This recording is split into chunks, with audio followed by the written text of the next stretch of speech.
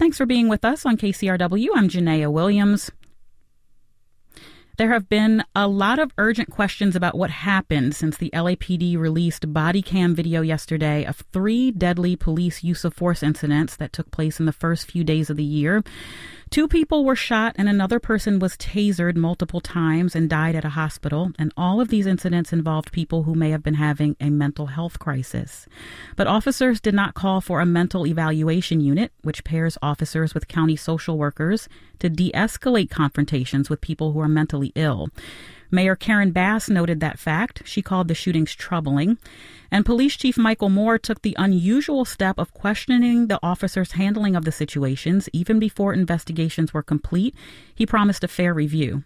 My commitment to the family is not just my condolences, though. It's my commitment to ensure as great as transparency as possible, as much as the law allows, to include the details of the investigation as well as the findings and my recommendations eventually regarding the actions of our people.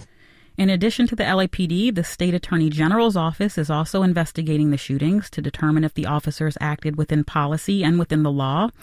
To talk about these incidents and the officers' actions, we're joined now by retired LAPD Sergeant Cheryl Dorsey. She's also an author, and she wrote a book about her time on the force called Black and Blue, The Making of a Social Advocate. Cheryl Dorsey, thank you so much for joining me. Thank you for having me. So first off, I want to ask you what your initial reaction was to watching those police videos. It's difficult viewing, to say the least. Absolutely. I mean, my heart goes out to those families, knowing that as we're watching each of their loved one deal with a mental crisis situation at the end, we know that, this person is going to wind up dead. And so it's very hard to look at and, very troubling that it had to happen the way that it did. So these are all separate incidents that we're talking about, and I know we shouldn't lump them all together, but I want to ask you to talk a little bit about what you noticed about how the officers responded and whether it looked like they followed proper procedures to you.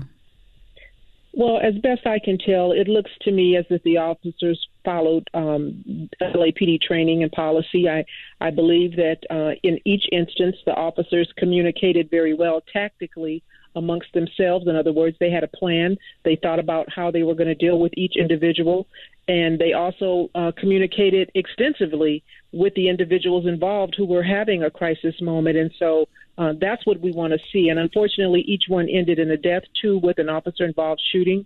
And understand that deadly force is a last resort. And I think in the instances where the officers discharged their duty weapon, it was a last resort. We had 2 individuals who were both uncooperative, irrational, incoherent, and armed. And so when you've done all that you can to try to talk this person down, be reasonable with them, and you're not able to gain compliance and get them into custody, get them the help that they need, if they do something, make a furtive movement, as in the case of at least one of them who had a knife and raised it above his head, that person could have inflicted great bodily harm on an officer had he lunged at them, had he thrown it, and you can cover a short distance in a very short period of time. So in my opinion, I think the officers acted appropriately. The only problem that I have with the 2 officer-involved shootings is the number of rounds that each officer fired. And what do you mean by that? Well, when I was going through the LAPD, and I'm assuming it's still the same, we were taught and trained to fire 2 rounds in rapid succession and then reassess the threat. In both of those instances, I believe that it was one officer who fired at least 4 or 5 shots. At least that's what it sounds like when you listen to the audio. And so I'm not sure that 4 or 5 shots were really necessary. I see. So in one of these cases that we're talking about, a man was tasered 6 times before being taken to a hospital where he died. Based on what you know about department policy, is that appropriate? That could be problematic, and we'll have to wait and see, what the internal investigation is going to reveal. Did this individual, Mr. Anderson, have some kind of predisposed medical situation that was complicated and exacerbated by the use of the taser? We'll have to find out. Was he under the influence of drugs? I mean, he was certainly acting in a way that was not normal. And with regards to, not calling a clinician, well, this was a a traffic stop. It was a traffic collision, actually, that Mr. Anderson had been involved in, and a motor officer just happened upon it, and we saw what happened on the video, some moments later. Okay. So in your opinion, should they have been called, or was there not time because of the nature of the stop?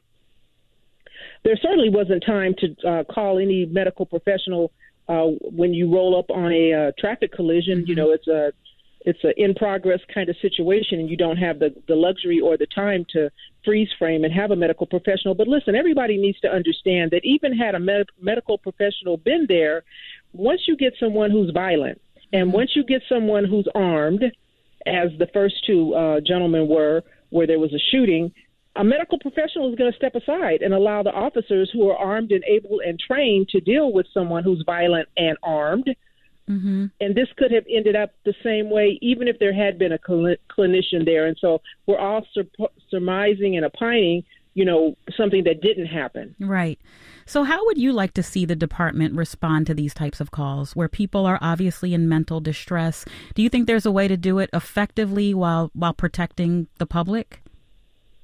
Well, I think there's a way to do it effectively, and I don't want to say that these officers didn't do it effectively. Unfortunately, deadly force is something that officers sometimes use, and I know that there's a contingent of people out there who think we should never discharge our duty weapon. But would you rather have an officer get injured or have a medical professional get injured? Paramedics would not have dealt with an armed individual until the officers had made sure that that situation was secure and safe. Mm-hmm. And so in this instance, the officers used deadly force, but I believe as a last resort after they had exhausted every other means that was available to them in that moment. So Chief Moore is asking for a second term, and that's a process that the new mayor, Karen Bass, has slowed down. So do you think these incidents happening under his watch hurt his chances of getting another term? Well, I don't know, if it hurts his chances or not, but if that's what's in his mind, clearly he's doing everything that he can to get that second term. And I think part and parcel is him kind of throwing the officers under the bus. I mean, go ahead and do your internal investigation. And I think at the end of the day, because the buck stops with him, he will decide how this internal investigation is going to be adjudicated if the officers are found to be in violation of some sort. It could be something as simple as a training issue, or it could be days off or termination. That's his call. And so we'll have to see how bad he wants that second term.